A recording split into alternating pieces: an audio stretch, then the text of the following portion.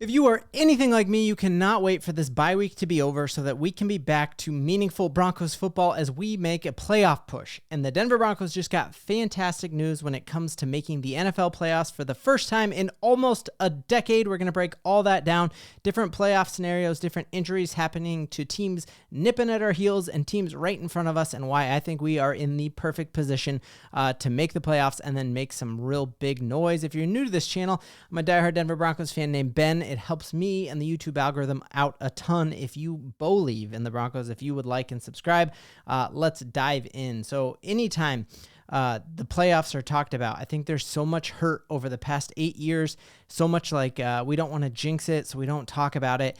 But I just know that anytime there is a rebuild, you have all of that past damage that you got to just cast out of your mind and know that in the NFL, things change quick and in a hurry. And you just look no further than who we saw last night with the Detroit Lions. And I grew up, born and raised in Denver. Now I'm living out in Michigan, and I still see that Lions hurt and that disbelief. Like, any person I talk to at work, I'm like, well, the Lions are probably going to make the Super Bowl. And they're like, oh no, same old Lions. I'm like, bro, there's nothing same old about these Detroit Lions. And you just look at how quickly things change in the NFL, that it was 3 years ago that Dan Campbell got his first win with the Lions. They're 110-1 that year. And then just 3 short years later, because they drafted right, because they brought in the right pieces, it is a Super Bowl contending team. A Super Bowl contending team that Tim Patrick balled out of control and had 2 touchdowns last night, which was hard to watch, but good for him.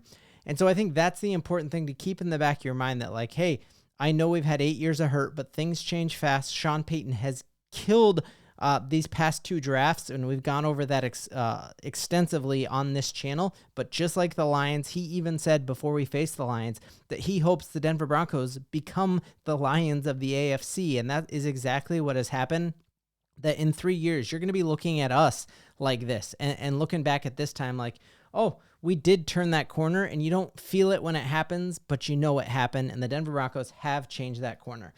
So teams right in front of us and right behind us who we need to make sure we keep out of the playoffs or perhaps even jump have not been helped whatsoever when it comes to the injury bug. So the Chargers have a crucial game. We're going to talk about the stakes of that game, Chargers-Chiefs Sunday Night Football. But they are without their top running back, and you just looked that they barely eked out a win against the Atlanta Falcons, who the Denver Broncos had just demolished 2 weeks before that. They barely eke out that win. Herbert gets sacked 5 times against a team that didn't even get close to touching or impacting Bo Nix whatsoever. You see that the Chargers won that game without scoring an offensive touchdown, with having less than 150 yards passing. And their only standout was Ladd McConkey. He gets injured all the time. He was injured several times in our game. It feels like his shoulder just keeps getting more and more banged up. He's a 180-pound receiver who's barely any taller than me, and it seems as if he will be questionable for this game against the Chiefs. So without their top running back, without their only star receiver, their path to the playoffs, I think they are going to have a hard time playing us on a short week, and we'll talk about the impacts of that in a second. On the other side, the Bengals, who are one of the worst, when we talk about the advantages that come with having the richest owner in sports, if you have the poorest owner in sports, you are on the opposite side of that, and that is exactly who the Cincinnati Bengals are.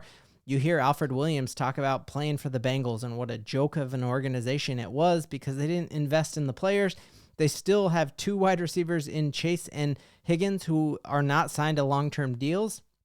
And because of that, it seems as if is Jamar Chase making some business decisions and coming up with these nagging injuries. So the Denver Broncos have to play them in 3 weeks, so that's fantastic there. But it also, with 1 loss, the Cincinnati Bengals are essentially off of our heels. Even though I already feel very confident they're off of our heels, I think Jamar Chase not playing against that Cowboys game, that could really change that Monday Night Football bout.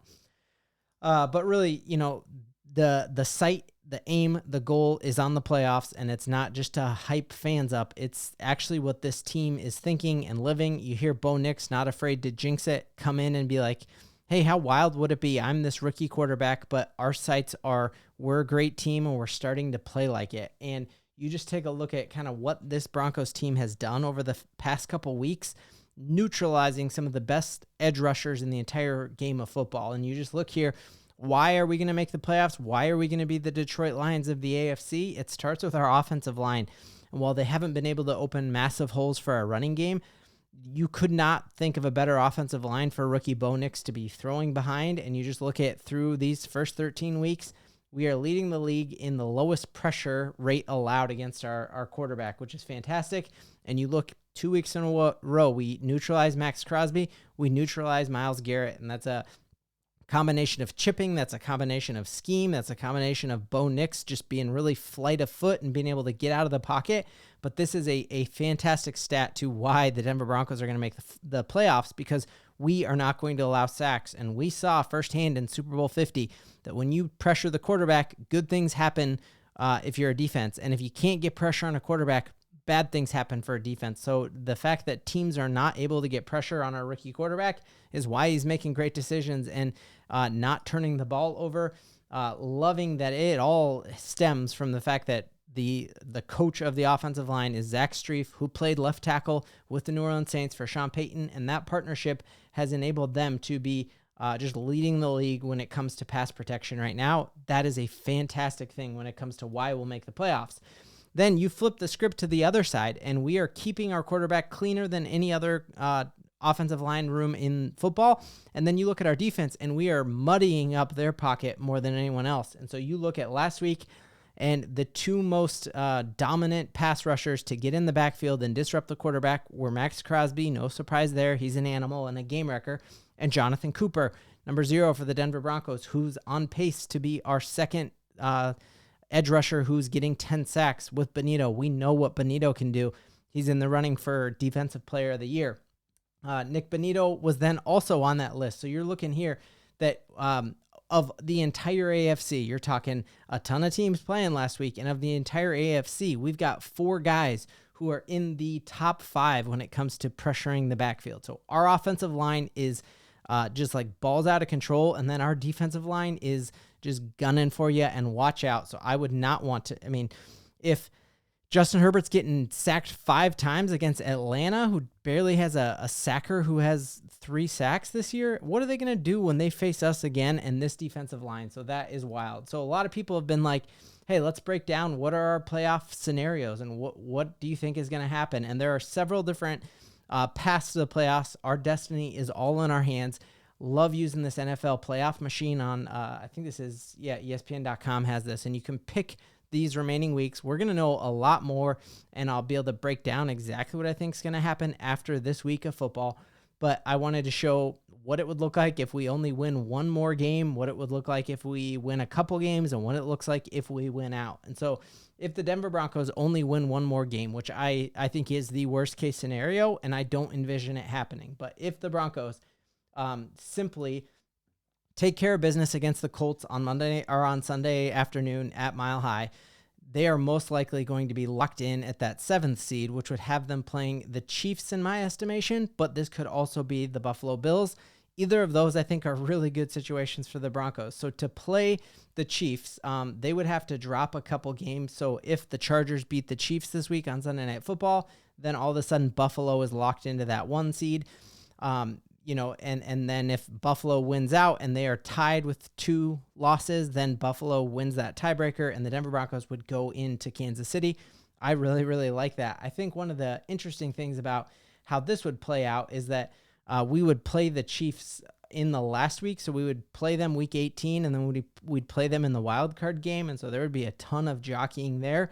You kind of wonder if the Chiefs are in that type of situation, would they sit their starters? And then this does become a win for the Broncos, and that could change things. But then the Chiefs might fall out and end up playing Houston. But would they prefer to play Houston on the road or play us at home? Very interesting there how that plays out. The other situation could be, well, what happens if we win 3 more games? And that would entail us beating the Colts at home, beating the Chargers on that short week, which again, you're playing them with a banged up Ladd McConkey without their starting running back for sure.